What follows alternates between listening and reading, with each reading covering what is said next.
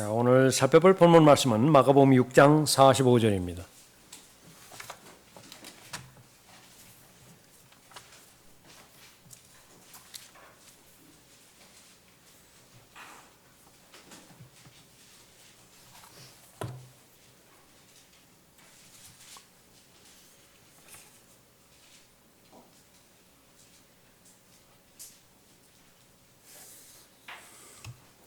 마가복음 6장 45절부터 52절까지 받들어 읽겠습니다.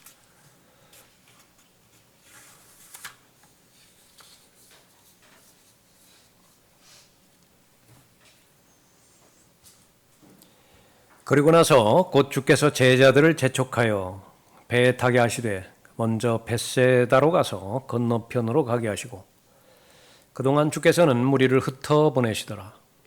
그들을 보내신 후 주께서는 따로 기도하러 산으로 가시더라.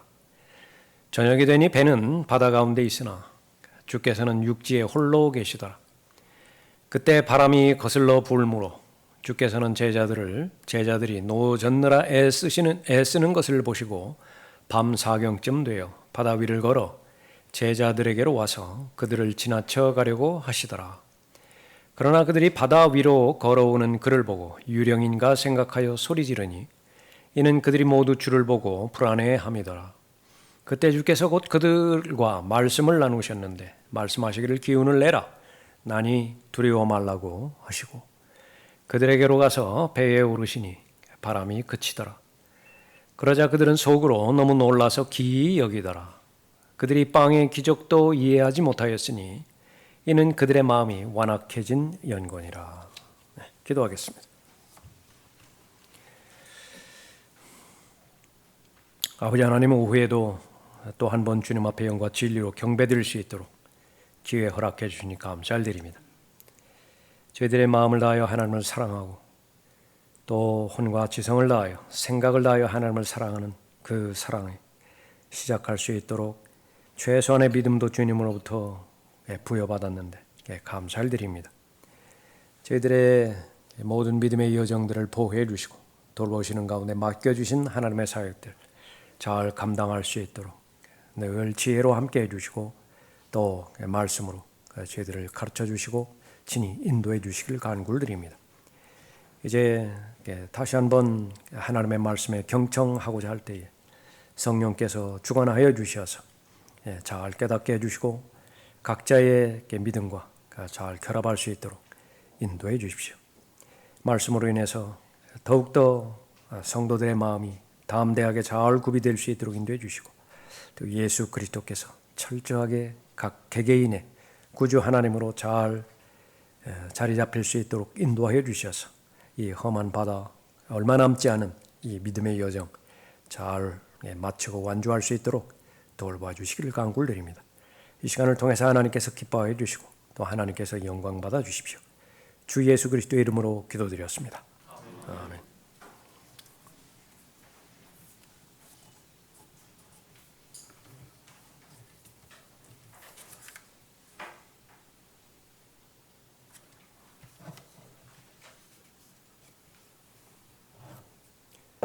재림을 준비하는 믿음이라고 하는 제목으로 말씀드리겠습니다.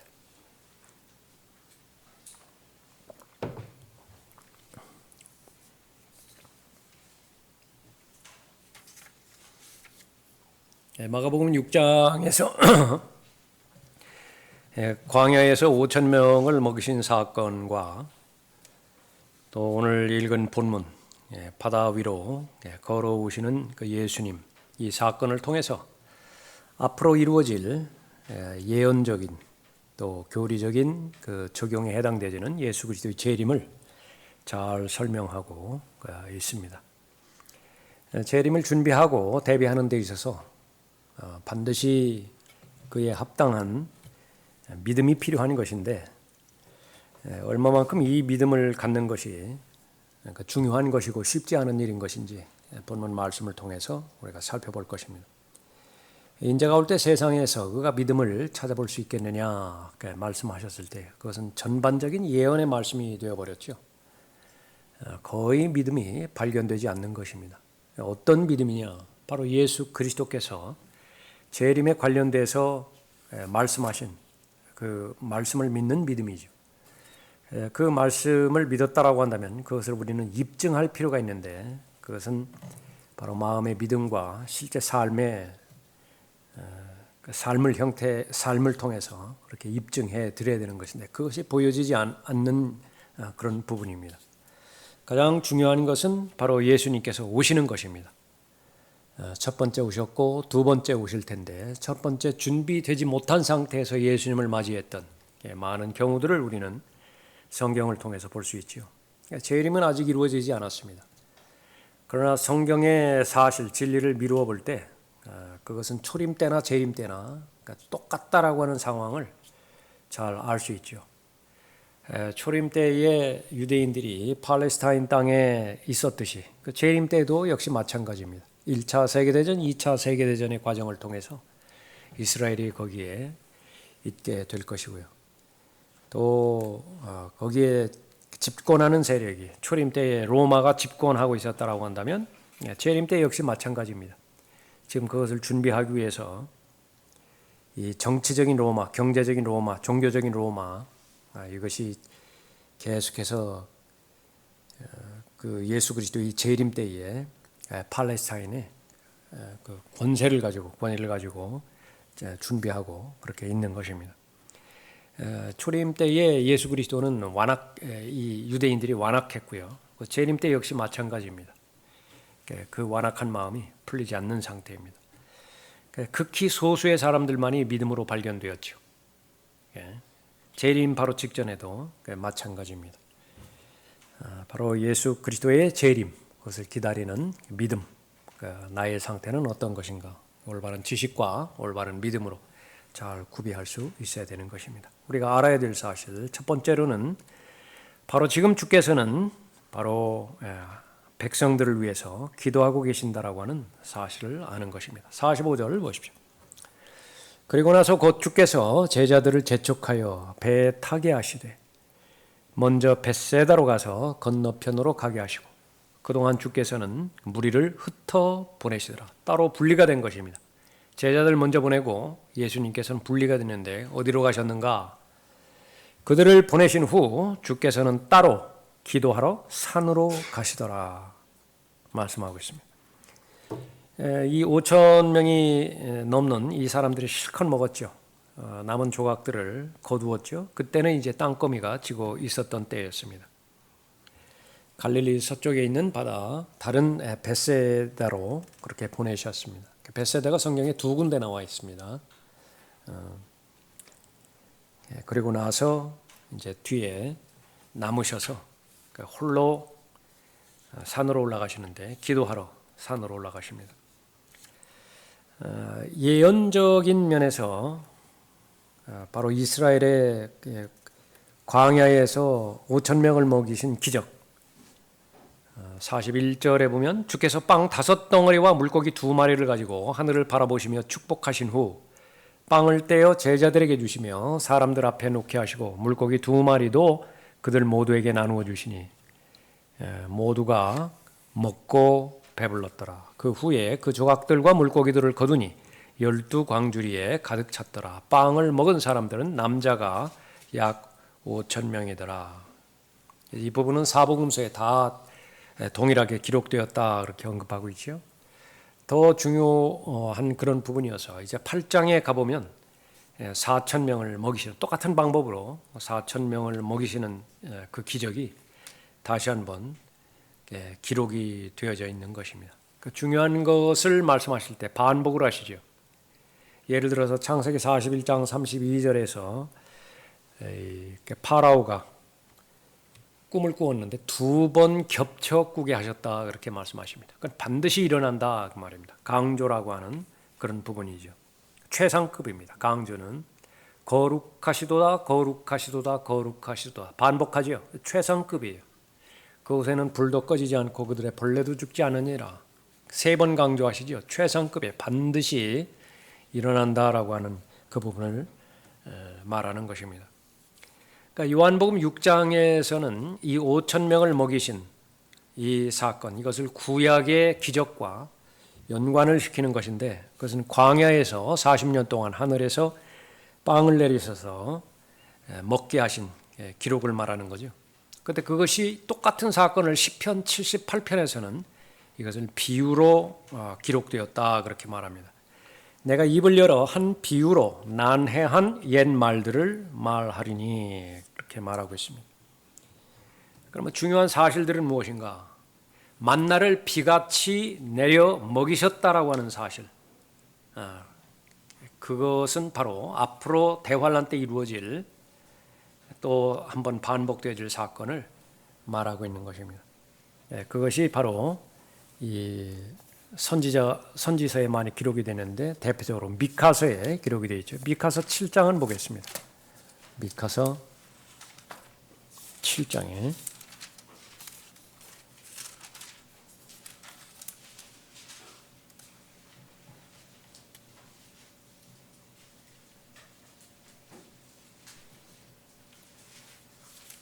12절에 보면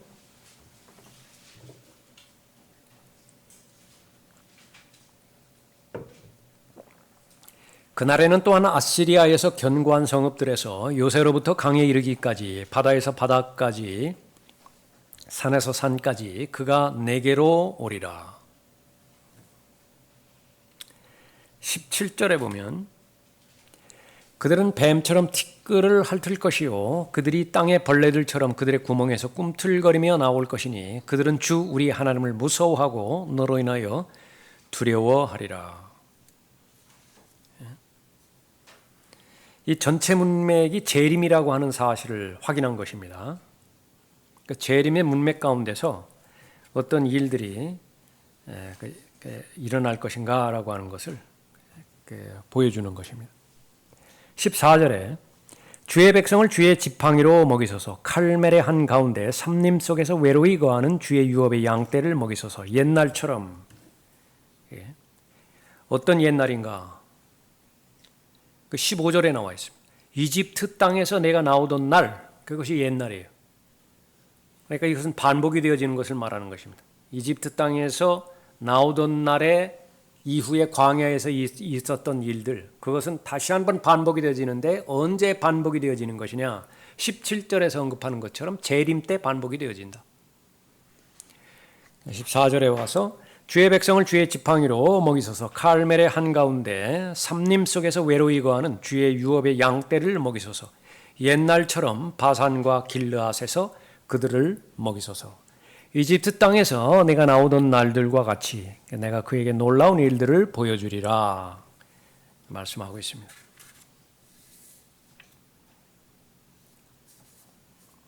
그래서 적그리스도가 올 때 마태복음 24장에서 예수님께서 하신 경고의 말씀이 있는데 그 경고의 말씀을 기억하고 또 순종하는 그 유대인들은 산들로 도망할 것이에요. 그러므로 너희가 선지자 다니엘을 통하여 말씀하신 멸망에 가증한 것이 거룩한 곳에 선 것을 보리니 읽는 자는 깨달으라. 그때에 유대에 있는 자들은 산들로 도망하라. 이것이 실제로 이루어진 것이 이제 요한계시록에서 그대로 확인이 되어지죠. 이스라엘을 말하고 있는 그 여인이 나옵니다. 요한계시록 12장에서 그 여인은 이제 광야로 도망가는 거예요. 그 여인은 광야로 도망하였는데 그곳에는 그들이 그녀를 1260일 동안 부양하도록 하나님께서 그녀를 위하여 마련해 놓으신 곳이 있더라. 어느 곳이냐? 이집트로부터 탈출한 유대인들을 먹이셨던 곳이에요. 그것과 동일한 그 장소로 모이는 것입니다. 그래서 대환란 때에 이 예언에 해당되어지는 부분들이 그대로 성취가 되어지는 거죠. 그러니까 그것과 관련되어서 이제 그것이 방금 일어났고 오늘 본문 말씀에서는 그 다음에 주께서 다시 홀로 산으로 가신다 그렇게 말씀하셨죠. 이 산은 어떤 산이냐? 이제 예표적으로 보면 히브리서 12장에 나와 있는 하늘에 있는 시온산입니다. 예수님께서 승천하시는 것이죠.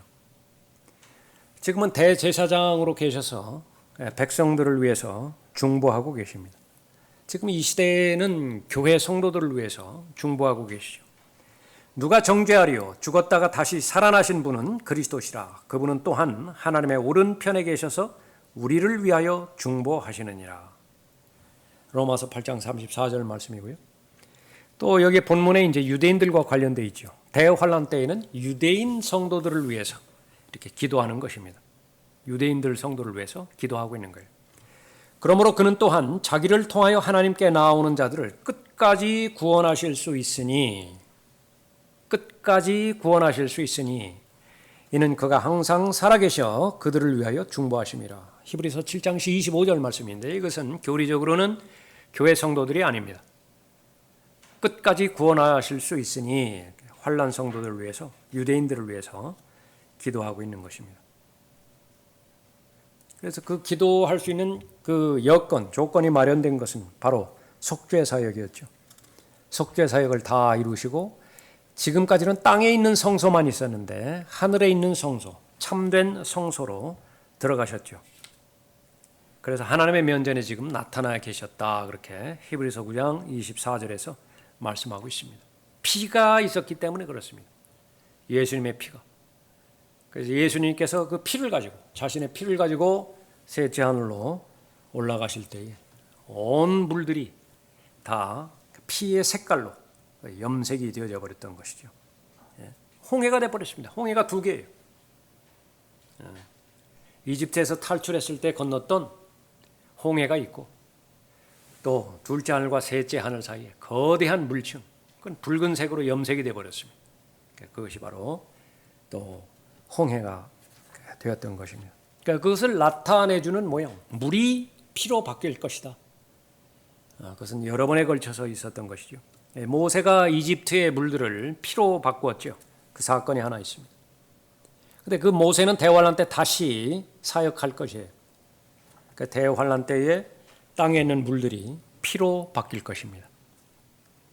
둘째 천사가 나팔을 부니 거대한 산이 불에 타서 바다로 던져지는 것 같더니 바다의 3분의 1이 피가 되더라. 셋째 천사가 자기 호리병을 물의 원천에다 쏟죠. 다 피가 되어져 버리는 것입니다. 라카만 목사님은 그 그림에서 보셨겠지만은 샤워하려고 물 틀면은 다 피가 근데 오는 것이죠. 수돗물 틀어도 다 피가 나오게 되는 것입니다. 예수님께서 기적을 베푸신, 공개적인 기적을 베푸신 첫 번째 기적, 그것은 바로 자신의 피를 상징하는 것을 드러내 주셨는데 요한복음 2장에서 물을 포도주로 바꾼 그런 기적이었습니다. 어린 양의 피가 발라질 때에 문 기둥 양쪽에만 바르는 것이 아니라 문 위에도, 문 기둥의 그 윗기둥에도 그렇게 뿌려야 되었죠. 피 아래에 있는 것입니다. 이스라엘 민족이 피 아래에 있었다는 것을 말하는 것인데 이것은 똑같이 우리에게도 적용되어지는 것이죠. 그러니까 피 아래에 있는 것입니다. 예수님의 피가 위에서 그렇게 적용이 됨으로 인해서 그러니까 그 결과 바로 우리는 그리스도의 몸 안에 들어갈 수 있게 되었고 그 예수 그리스도의 보혈의 능력이 오늘 이 시간에까지 계속 우리에게 적용되어지는 것입니다. 지금 바로 주님께서는, 예수 그리스도께서는 하늘의 지성소에 들어가셔서 자신의 백성을 위해서 기도하고 계십니다. 그것이 예표적으로 45절 46절에서 말씀하고 있는 것입니다. 다시 보십시오. 그리고 나서 곧 주께서 제자들을 재촉하여 배에 타게 하시되 먼저 벳세다로 가서 건너편으로 가게 하시고 분리가 되었죠. 부활하시면서 승천하시면서 이제는 위치적으로는 서로 분리가 된 것입니다. 어디로 가셨다고요? 산으로 가셨습니다. 시온산, 하늘에 있는 시온산으로 가셔서 기도하러 산으로 가셨다니까. 무슨 기도의 제목인 것인가? 성도들을 위해서 기도하시는 것입니다. 두 번째 우리가 알아야 될 믿음의 대상, 믿음의 내용은 재림 전까지의 교회는 전투하는 교회라고 하는 사실입니다. 전투하는 교회. 오늘 어떤 찬송인가? 그 찬송 가사에도 그렇게 봤지만 그분이 오실 때까지 이렇게 평화는 없어요. 그것을 반드시 알아야 되는 것입니다. 여전히 전쟁 중이고요. 이 전쟁의 그 치열함은 시간이 지나면 지날수록 더 가속화됩니다. 지금 전쟁이 없는데요? 예, 포로로 잡혔기 때문에 그래요. 포로로 잡혔는데 무슨 전쟁이 있어요? 아무리 시간이 지나도 전쟁의 치열함을 느끼지 못했다고 그냥 탈령했기 때문에 그래요. 자기 위치를 사수해야 됨에도 불구하고 다 탈령해버렸어요. 그리고 또 하나 그 부분들은 적에게 일찌감치 전향해버린 거예요. 특수한 임무를 띠고 적의 한복판으로 들어가서 그리스도인의 임무라고요. 적진에 있었죠. 나는 적의 세력이었다고요. 그것을 구출해냈습니다. 특공대를 통해서 구출해내서 여기서 내 본래의 본분 그것을 회복시켜 주셨죠. 그러니까 잘 무장을 했습니다. 그래서 해야 될 일은 뭐예요? 나와 같은 적에게 포로로 잡혀 있는 그 대상들을 구출해내는 것이죠. 다시 세상 한복판으로 투입이 된 것이죠. 여기서 예외되는 사람은 한 사람도 없습니다. 내가 가서 보니까 한운 팔았어요. 한번 잽 허용하다 보니까요, 맷집이 생겨버렸어요. 거기에.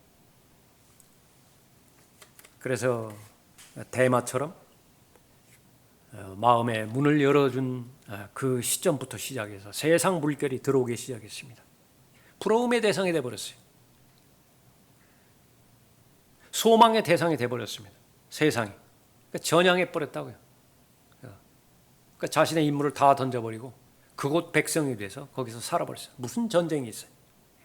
그러나 실체는 무엇입니까? 아무리 그런 사람들이 많이 늘어난다 하더라도, 타협하는 사람들이 많이 늘어난다 하더라도 이 땅의 참된 교회, 그것은 바로 전투하는 교회이고 투쟁하는 교회이고 항거하는 교회이다라고 하는 것입니다. 47절 보십니다. 저녁이 되니 배는 바다 가운데 있으나 주께서는 육지에 홀로 계시더라. 이 상황 자체가 불안하게 만들죠. 그 다음 절에 그때 바람이 거슬러 불므로, 순풍이 아니에요. 순풍이 아닙니다. 세상 풍조, 이건 순풍이 아니라고요. 잘한다. 본받을 만한 교회이다. 세상 언론이 그렇게 평가해 주지 않는 것입니다. 우리가 본받아야 될 목사의 상이다. 그렇게 언론이 그렇게 부추겨 세워주지 않는다라고 하는 것이에요. 다 반대입니다.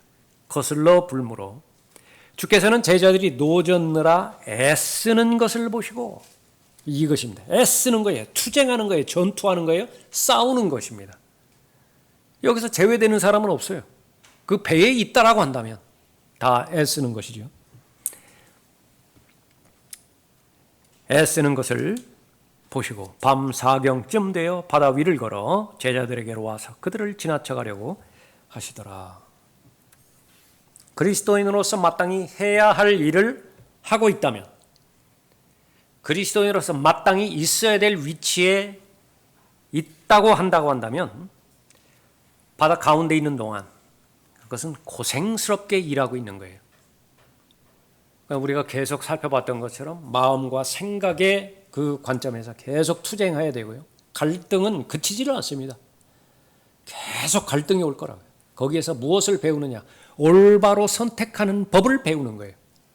올바로 선택하는 법을 계속 연습하는 것입니다. 훈련하는 것입니다. 그럼 그런 과정들을 통해서만 형성되는 인격, 그리스도 안에서의 새로운 피조물이에요. 그런데 그 과정이 없다. 굳이 거듭나지 않아도 윤리 도덕의 힘만 빌어도 그럭저럭 살만한 인격으로 무난하게 이 세상 생활에 나가는 거예요. 법 없이 살 사람이다. 그런 소리 얼마든지 들을 수 있어요. 그런데 그것이 목표이다. 굳이 예배당에 나올 필요 없어요. 굳이 변개된 성경이니 섭리로 보존된 성경이니 그거 따질 필요 없어요. 그러나 분명하게 그리스도인으로서 마땅히 있어야 될 위치에 있고 마땅히 해야 할 일들을 하고 있다라고 한다면 그 마음은 계속해서 애써야 되는 것입니다. 그 이유는 바람이 거슬러 불어요. 내 편이 아니라고요. 나를 방해하는 그 부분입니다. 전투하는 교회 모두가 다 조금 전 세대만 한다 하더라도 다 이 말에 익숙해져 있었고 동의했습니다. 무엇과 싸우는 것이냐? 세상과 싸우는 교회이고 육신과 싸우는 교회이고 마귀를 거슬러 싸우는 전쟁에 가담한 그리스도의 몸을 말하는 것이라. 궁극적인 교회가 아니에요. 궁극적인 교회의 상태는 이제 그 전투하는 교회를 넘어서서 승리하는 교회. 이것이 이제 궁극적인 교회인 것입니다. 다 마쳤어요. 싸움이 다 종결이 됐습니다. 그리스도의 훌륭한 군사로서 자신의 역할들을 잘 감당을 했는데 이제 전역한 거예요.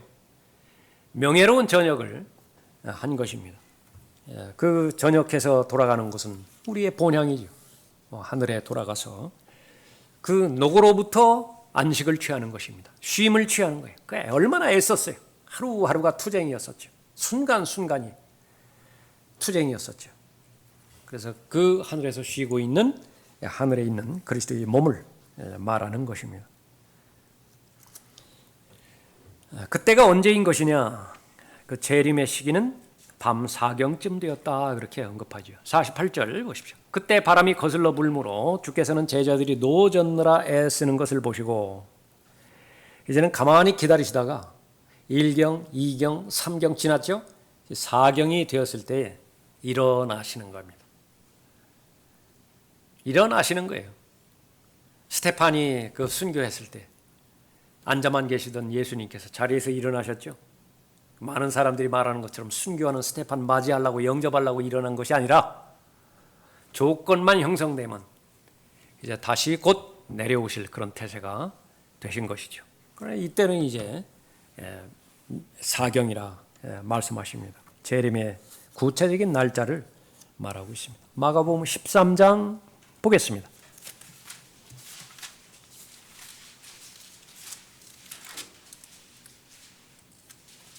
32절 보십시오. 재림을 말씀하실 때에 집을 떠나 멀리 여행하는 그 주인이 자기 종들에게 일을 맡기고 떠난 집주인과 연관시켜서 기록하고 있는 것입니다. 재림이에요. 문맥은 재림입니다. 32절에 그날과 시간에 관해서는 아무도 모르나니 정녕 하늘에 있는 천사들도 모르고 아들도 모르며 오직 아버지만 아시느니라. 너희는 주의하여 깨어 기도하라. 믿음과 관련된 부분입니다. 재림, 믿든지 믿지 않든지 간에 이거는 하나님의 말씀이기 때문에 반드시 성취가 될 것입니다. 이루어질 것이에요. 그때의 하나님의 경고, 권면의 말씀은 믿음을 가지고 준비하라. 무엇에 대해서요? 재림에 대해서. 왜 그렇습니까? 바로 그날과 시간에 관해서 말씀하신다. 다시 오실 그날, 그 시간에 대해서. 너희가 주의하여 깨어 기도하라. 이는 너희가 그때가 언제인지 모르기 때문이라. 이는 인자가 마치 자기 집을 떠나 멀리 여행을 하면서 제자들끼리 배에 태워서 가라고 그랬죠. 예수님은 홀로 산으로 올라가셨죠. 기도하러 올라가셨어요. 지금 이 장면이라고요. 멀리 떠나. 여행을 하면서 그의 종들에게 권세를 주어 각자에게 일을 맡기고 이 부분도 비유를 통해서 말씀하셨죠. 문화의 비유가 있고 달란트의 비유가 있습니다. 그리스도인이라고 한다면 똑같이 주신 부여해 주신 권세가 있죠. 문화의 비유예요. 달란트는 자신의 은사대로, 자신의 역량대로 5달란트는 5달란트, 1달란트면 1달란트 그렇게 부여받고요. 거기에 임무가 주어졌죠. 일을 맡겼다라고 그랬습니다. 문지기에는 깨어 지키라고 지시하는 사람과 같음이라 다르지 않아요. 똑같다고요. 비즈니스를 맡겼습니다. 이건 장사를 말하는 거예요. 장사는 돈과 관련되어 있죠. 문화는 화폐 단위입니다. 달란트도 화폐 단위예요. 달러냐, 엔화냐, 원화냐. 그러니까 그것과 똑같은 그 부분을 말하고 있는 것이죠. 오전 성경 공부 때인가 그렇게 살펴봤지만은요. 그러니까 모든 그리스도인은 다 CEO예요. 장사를 해야 된다고요. 그러니까 손해를 입히면 안 돼요. 근데 손해를 입히지 않을 정도의 경영 지식과 경영 방침 이것은 다 주셨다고요. 부지런하기만 하면 되는 것입니다. 원리에서 벗어나지 않기만 하면 되는 것이에요. 그런데 1달란트 받은 사람, 이 사람은 포기를 해버렸습니다. 그 직무를 유기를 해버렸어요. 그러니까 왜 그런 것이냐. 가만히 생각해 보니까 이게 참 자신에게는 아무 의미가 없어요. 아무 의미가 없습니다. 5달란트를 받아서 5달란트를 벌었다라고 한다면 총 합이 10달란트인데 이거 다 주인한테 줘버려야 돼요. 뭐하러 일하죠? 뭐하러 일해요? 자기한테 이득이 없는데. 그러니까 머리가 아주 재빠르게 돌아가는 사람이 이거는 그냥 원금만 도둑질 안 해간다라고 하는 차원에서 묻어버린 거예요. 그리고 자기 사업을 해버렸다. 자기 사업. 분명하게 청지기의 직분을 주셨고 그 청지기의 직분을 주신 것에서는 문화와 달란트 그것만 주신 것이 아니라 시간까지도 주셨거든요. 그리고 그렇게 해서 시간을 사서 얻으라고 그렇게 말씀하셨잖아요. 시간 관리 잘 하라고 말씀하셨잖아요. 예. 그렇게 되는데 거기에 대해서 소홀해버렸다. 하나만 알고 둘은 모르는 것이죠. 5달란트 장사를 해서 10달란트를 통해서 이거를 드렸더니 결과는 어때요? 그 10개가 다 내 거라는 것이. 이거는 재림 직전이니까 몰라요. 집 주인이 도착하기 전이니까 그 사실은 알려지지 않은 사실이라고요. 다만 내가 순수한 마음의 동기와 열심으로 행해서 얻은 그 결과를 하나님 앞에 드렸어요. 그랬더니 하나님의 평판은 깜짝 놀랄 선언이죠. 다 네 거라는 거예요. 다 네 거래. 그 모든 자원과 모든 기술 이건 다 지원받은 거예요. 본사로부터 지원받아서 내가 일구어낸 부분이잖아요. 그 부분들을 나중에서야 안 사람이 에서 같은 사람이에요. 에서 같은 사람이라고요. 뭐 장자상속권 그것이 뭐 그렇게 중요한 그런 일들이 있겠느냐. 목적 자체가 달라져 버렸죠. 목적 자체는 바로 맡겨주신 원주인을 만나서 결산하는 것이 목표가 되어야 될 텐데 그것이 간과가 되어져 보니까 자기 삶이 주류가 되어서 의식주가 목적이 되어져 버렸던 것입니다. 그러나 의식주는 걱정할 상황이 아니라고요. 먼저 하나님의 나라와 하나님의 의를 구하려고 하는 인생의 계획이 서 있다라고 한다면 의식주 그것도 알아듣지 못하기 때문에 피조물 공중에 날아다니는 새들과 비교를 해봤고 여우와 비교를 해봤다. 그런 아주 비교될 수 없는 피조물 그 피조물들도 하나님께서 책임져 주시지 않느냐. 하물며 너희들이냐. 너희들이 그런 것을 알고서도 계속해서 의식주에만 매달려 있다라고 한다면 그것은 바로 신분이 유대인인지 모르지만 신분이 하나님의 선택한 백성인지 모르지만 그것은 이방인들이다. 이방인들, 하나님을 모르는 사람들이죠. 하나님을 모르는 사람들은 어쩔 수 없이 의식주에 매달리게 돼 있어요. 생존을 해야 될 거 아니겠어요? 예. 그러니까 그런 부분을 말하는 부분입니다.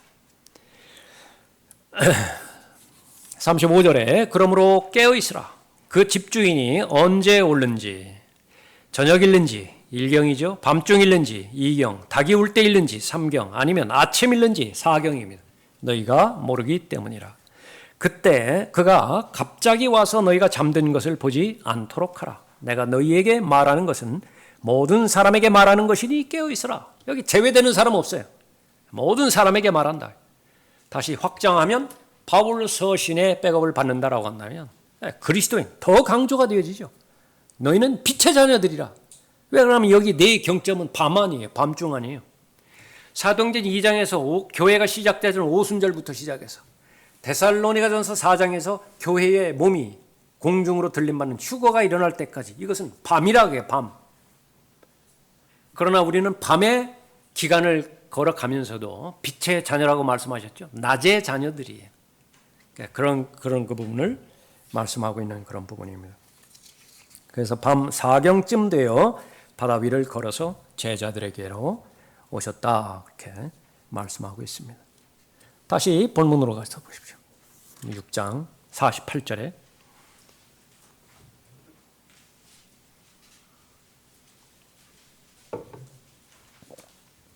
그때 바람이 거슬러 불므로 주께서는 제자들이 노젓느라 애쓰는 것을 보시고 밤 4경쯤 되어 바다 위를 걸어 지중해와 관계없는 바다가 또 하나 있죠. 둘째 하늘과 셋째 하늘 사이에 바다가 있습니다. 바다 위를 걸어 제자들에게로 와서 그들을 지나치려 하시더라. 그래서 이 말라기 4장에서도 말씀하시고요. 그러나 내 이름을 두려워하는 너희에게는 의의 태양이 그의 날개의 치유를 가지고 솟아오르리니. 아침 경점이에요. 밤이 다 지나고 이제 의의 태양. 그것을 샛별이라고도 말씀하셨다. 날이 새어 샛별이 너희 마음에 떠오르기까지, 이것은 믿음입니다. 마음에 잘 간직해 두어야 된다. 예수 그리스도의 재림에 대한 교리를 잘 말하는 것입니다. 농담 삼아서, 반농 삼아서 라크만 목사님이 그리스도인이라고 하면 반드시 배워야 되는 두 가지 스포츠랄까요? 그것이 있어야 된다고. 하나는 수영이래. 수영 다 하십니까? 그러니까 물속을 통과해서 이제 올라가야 하기 때문에 수영을 그렇게 배워야 되고요. 또 하나는 무엇이겠습니까?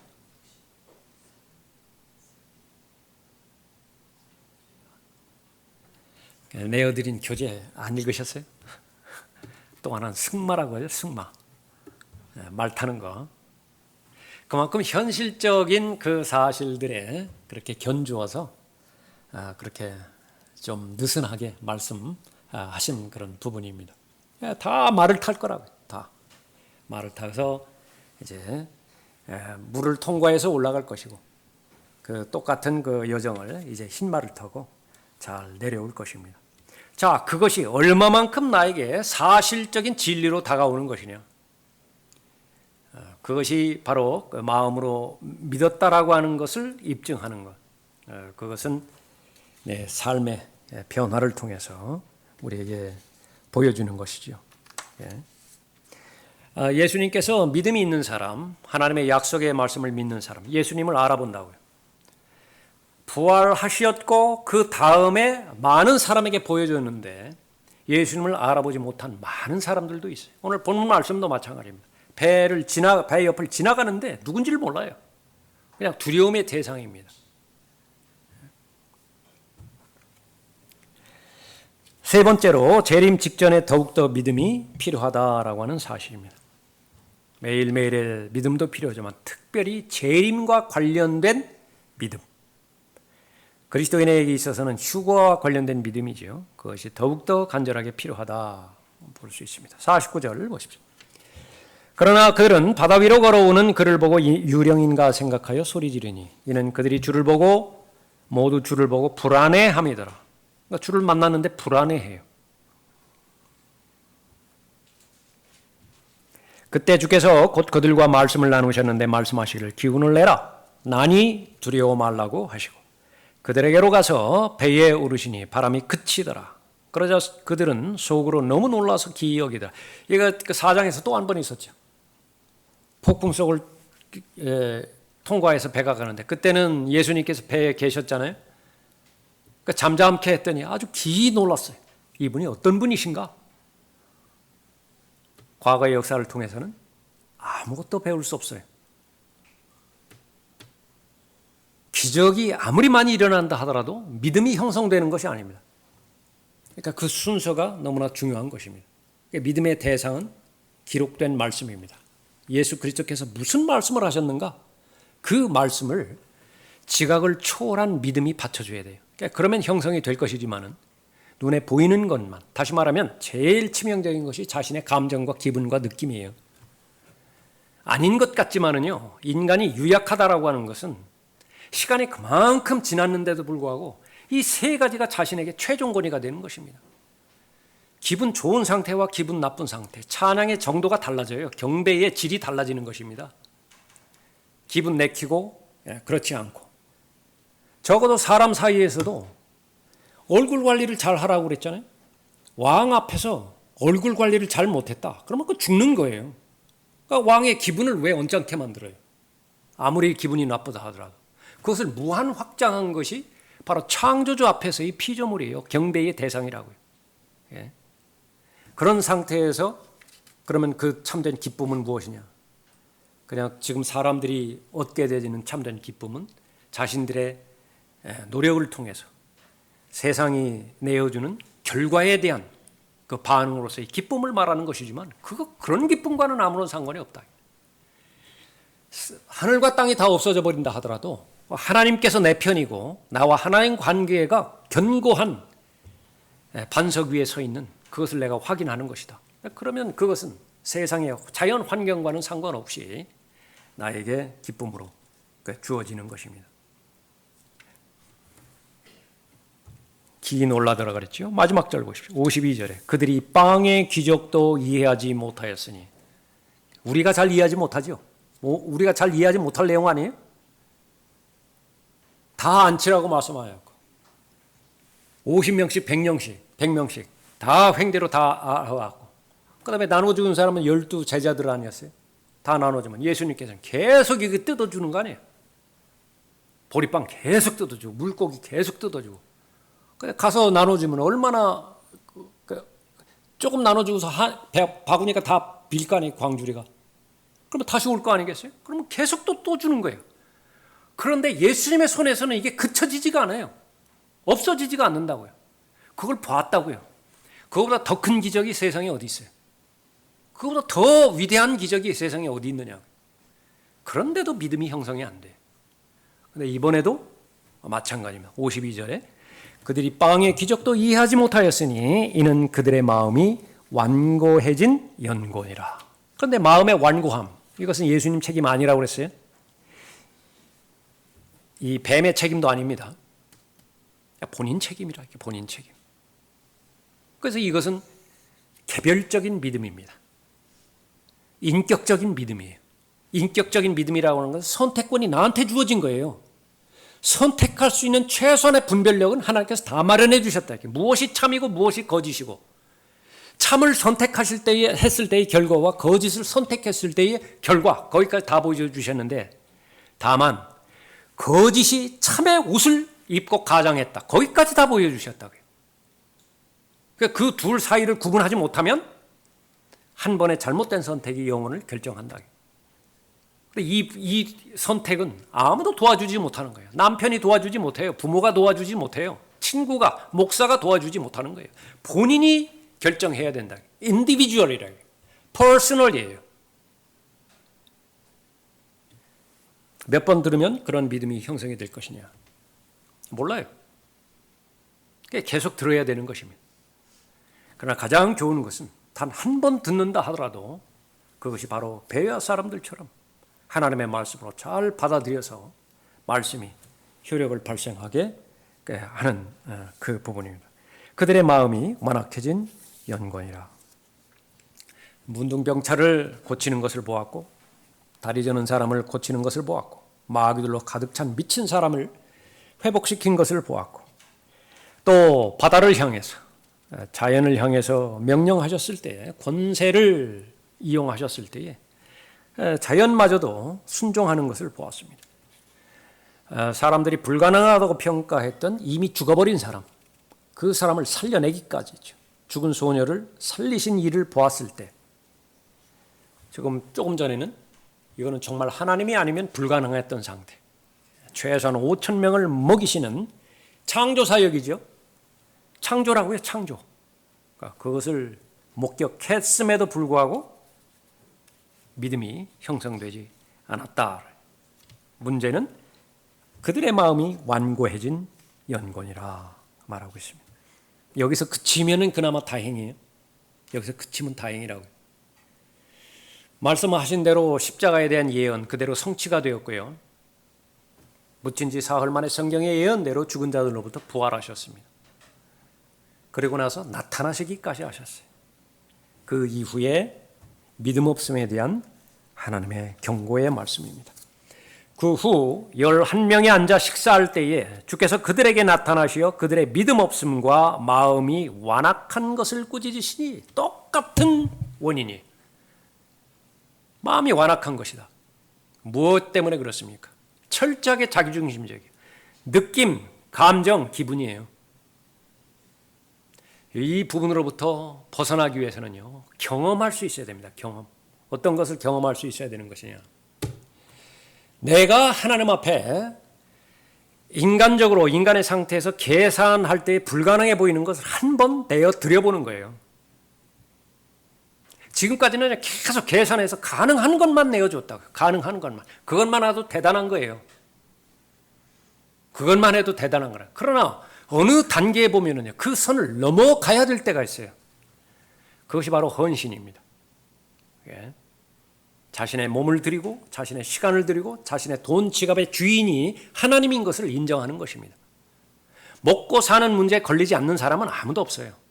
어떤 그리스도인은 대부분 쉬운 여정을 통해서 하나님과 동행하고, 어떤 사람은 아주 재정적으로 어려운 상황 가운데 돌입해서 하나님께서 인도해요. 그런 거 없어요. 만약에 그렇다고 한다면 여러분은 고린도전서 10장 13절의 말씀을 왜곡되게 받아들이는 것입니다. 다 똑같이 어렵다고요. 어떤 사람은 그 부분을 하나님 앞에 전적으로 의뢰하고 맡기는 것입니다. 자신의 건강, 죽이시면 죽이시고 살리시면 살리실 거지. 내 손을 떠나가 버린 거예요. 건강의 문제는. 다만 내가 하나님께서 알려주신 정보들이 있잖아요. 무엇이 좋고 무엇이 나쁘고, 특히 성경에서 언급되는 그런 부분, 그 부분들을 고의적으로 하지를 않는다고요. 고의적으로 간음하지 않고 음행하지 않고, 고의적으로 술 마시지 않고, 고의적으로 하나님의 성전인 내 몸이 헐어지는데, 나빠지는데 게을리함으로 인해서 쓸데없이 받는 스트레스로 죽어나가는 사람이 얼마나 많아요? 그건 안 받아도 될 스트레스예요. 그런데 본인이 자업자득으로 받는 스트레스라고요. 자꾸 미루어 버린다든지. 분명히 오늘 할 수 있어요. 지금 당장 할 수 있다고요. 그럼에도 불구하고 게을러 빠져가지고서 내일로 미루어 버리는 거예요. 내년으로 또 미룬다고요. 그렇게 해보라고요. 10년 전에 했던 결심 그대로 가지고서 내년도 1월에 또 같은 결심한다고요. 10년 호성세월하는 거예요. 그 믿음이 변화가 없다라고 한다면 이 부활했을 때에 나타나는 이 부분에 대해서도 하나님께서 경고하시는 것입니다. 그 후 11명이 앉아 식사할 때에 주께서 그들에게 나타나시어 그들의 믿음 없음과 마음이 완악한 것을 꾸짖으시니, 이는 그들이 주께서 살아나신 후 주를 본 자들의 말을 믿지 아니하였기 때문이라. 같은 마가복음 16장 14절 말씀이에요. 안 믿는다. 어디에 갇혀 있는 것입니까? 자신의 능력 안에, 자신의 테두리 안에만 갇혀, 그 안에서만 도움이 되는 것만 믿는 거예요. 믿음을 극복할 수 있어야 되어지는 것입니다. 이 사람들이 제자들에게만 해당되는 것이냐? 모든 사람에게 적용되어진다라고 하는 것을 바울이 하나님의 말씀으로 선포를 합니다. 내 안에, 곧 내 육신 안에는 선한 것이 거하지 않는 줄을 내가 아노니 원함은 내게 있으나 선한 것을 어떻게 행하는 것인지는 알지 못하노라 말했습니다. 제가 아주 강조해서 계속해서 여러분과 같이 시간을 같이 나누고 했던 것은 마음과 생각이었었죠. 마음과 생각, 실제입니다. 성경적으로도 그 사실이고, 제 목회 경험으로도 사실이고, 개인적인 간증으로도 사실이에요. 정말 절대적인 믿음의 본질적인 부분은 무엇이냐? 마음과 생각이에요. 이걸 지켜내야 된다고요. 그러나 자신의 힘으로는 불가능하다고 바울이 로마서 7장 18절에서 말씀하고 있죠. 원하는 것은 다 원하네요. 그런데 그 선을 원하는 능력이 없다고요. 능력이. 그 능력은 외부로부터 들어오게 되어 있습니다. 그 외부로부터 들어오기 위해서는 내가 통로를 마련해 드려야 돼요. 은혜를 받을 통로, 다시 말하면 말씀과 기도를 통해서 하나님께서 은혜를 주실 텐데 그 통로가 개방되어 있어야 되고, 또 하나는 깨끗하게 정돈되어 있어야 되는 것입니다. 어떻게 할 것이냐? 성령의 인도함을 받는 길 외에는 없어요. 늘 성령의 생각과 대조해보고, 차이가 난다고 한다면 물어볼 것도 없이 성령의 생각이 옳아요. 그 성령의 생각에 맞춰드리는 것입니다. 지금 당장은 손해볼 것 같다고요. 당장은 지금 무섭기도 하다고요. 이것마저도 하나님 앞에 드리면 이걸 어떻게 될 것인가? 괜찮아요. 그 자리에서 죽는다 하더라도 그 죽음이 다른 어떠한 오래되는 삶보다 훨씬 더 가치가 있습니다. 그래서 그 마음과 생각, 그것을 잘 지켜내야 되는데, 그것을 만약에 지켜내지 못한다라고 한다면 구원받지 못하는 사람이 저지를 수 있는 모든 죄를 다 저지를 수 있는 가능성이 있는 것입니다. 하나님의 사람이면서 바로 마귀와 같은 그런 삶을 살 수도 있다라고 하는 사실입니다. 그러나 인자가 올 때 그가 세상에서 믿음을 찾아볼 수 있겠느냐고 하시더라. 누가복음 18장 8절의 말씀이죠. 예수님께서는 계속해서 그러나 인내를 가지시고 오래 참으시고 제자들을 계속 가르치십니다. 그 결과는 어디죠? 사도행전에서 우리가 결정합니다. 똑같은 사람들이에요. 이 사람들, 믿음 없는 사람들. 그러나 성령께서 오시고 성령께서 가장 좋은 것들을 주지 않겠느냐 말씀하셨죠. 너희가 악하다 할지라도 자녀들에게 뱀 줄 거예요? 가장 좋은 것 준다고 그랬죠. 그 가장 좋은 것을 뭐라고 말씀하셨습니까? 성령이라고요. 우리가 거듭날 때 성령께서 오셔서 성령의 인도함을 받고 지속적으로 성령께서 영감으로 우리에게 주신 하나님의 말씀, 믿음과 실행에 있어서의 최종 권위로 주셨죠. 그것도 가장 특혜를 많이 부여받은 우리말로 한글 킹제임스 성경을 주셨다고요. 몰라서 못 믿는 것은 이제 변명이에요. 몰라서. 배울 기회가 없어서 못 믿겠다. 그것도 변명이에요. 오늘날처럼 이렇게 거의 무한대로 열려져 있는 배움의 기회들. 어느 경륜 때 있었죠? 어느 경륜 때. 그럴수록 마귀의 계략은 더 교활해지고 또 간계해져서 마음과 생각, 그것을 계속해서 찬탈해 가려고 하는 것입니다. 지금까지 잘 달려왔습니까? 예, 지금까지 하나님의 섭리 가운데서 잘 달려왔습니다. 그 하나님 앞에 감사드리십시오. 그것이 내일을 보장해 주지는 않아요. 지금까지 올바른 믿음으로 잘 견제해왔던 것이 자동적으로 내일을 견제해 주지는 않습니다. 오늘 지나죠? 그러면 싹 잊어버리세요. 그래서 내일 시작되어지면 그건 새롭게 출발하는 것입니다. 그 연습을 계속하는 것이 그럴 때에 새로운 경험들이 여러분에게 진리가 되어지는 것이고 더욱더 예수 그리스도를 잘 알고요. 그분을 사모하는 마음 가운데서 예수 그리스도의 재림을 다시 말하면 그리스도인의 입장에서는 휴거를 잘 대비하고 준비하는 정신 차리고 깨어 기도하는 기도의 사람과 말씀의 사람으로 잘 자리매김할 것입니다. 다 같이 일어나시겠습니다.